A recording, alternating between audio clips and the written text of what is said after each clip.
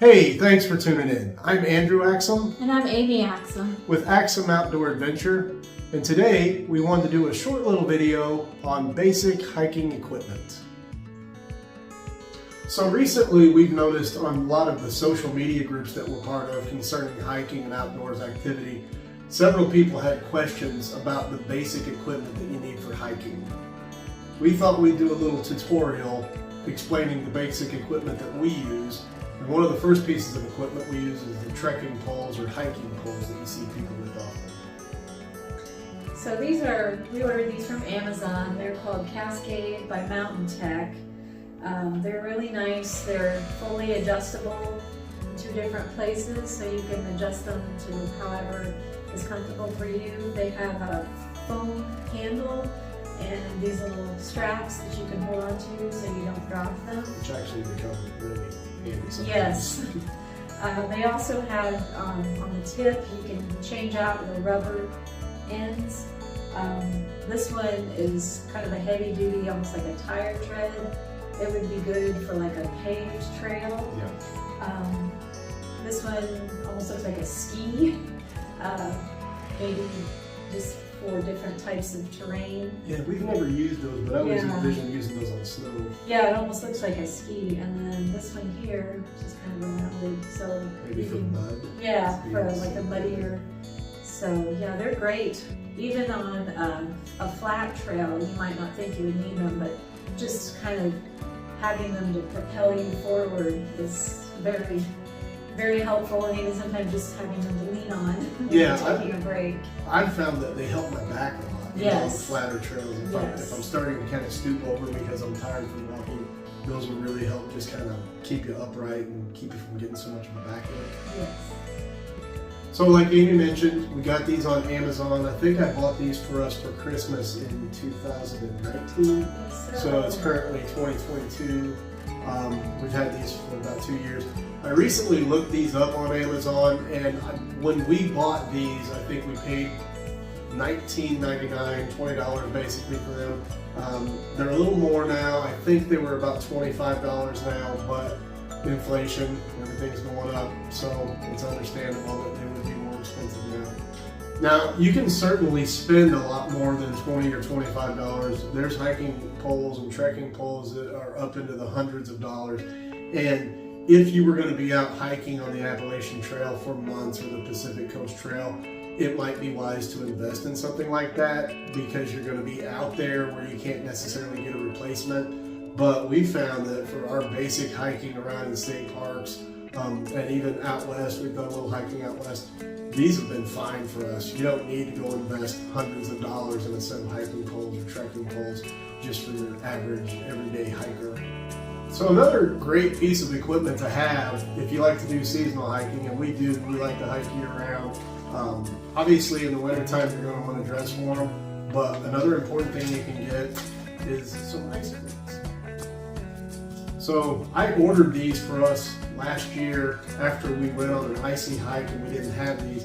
I used to use these for a job that I had and hadn't used them in years, but basically they just stretch out over your shoes and grip onto your shoe, and they have little ice cleat traction things on the bottom there that will give you a little extra support. Now you are going to want to remember to take these off before you come in the house because these will stretch over your floors. So another little great piece of equipment that you can take with you on a hike is our little portable radios. These particular ones are made by Cobra.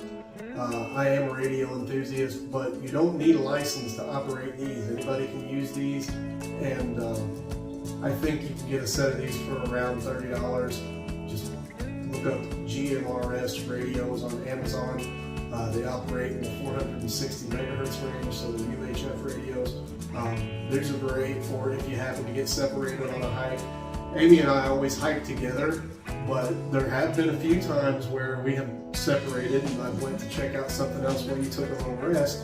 And fortunately, we've never gotten lost from each other.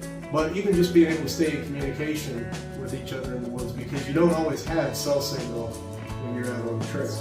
And tomorrow, we're actually going on a 5-mile challenge. We're going to do another challenge at Turkey Run State Park. and we're going with another couple, actually our kids, and they have a set of these as well. And we don't anticipate getting separated, but most people don't anticipate getting separated. So we'll all have a little radio with us, and if anything would happen, we'll be able to stay in touch. Now, one thing to keep in mind with these radios, a lot of people get used to using cell phones these days, and remember, these are not secure communication. So don't say anything over these you don't want the general public to hear, because everybody else on the trail may have a set of these as well. Another thing I'll mention real quick that Amy and I both have is we both wear Fitbits, and we wear these pretty much every day to track our walking and stuff just for health purposes. But they're really great on a trail, because if you're going on trails, a lot of the state parks, they'll give you maps and it'll have the mileage and stuff on there. It's great to have something that will keep accurate mileage, let you know how far you've been. Your phone, you can have apps that will do that. I have found that something that's actually strapped onto you is quite a bit more accurate when it comes to detecting the mileage. So one really important final piece of equipment that you're going to want to use is a good pair of hiking shoes. So this is what I use. This is an actual hiking shoe. I've used hiking boots in the past.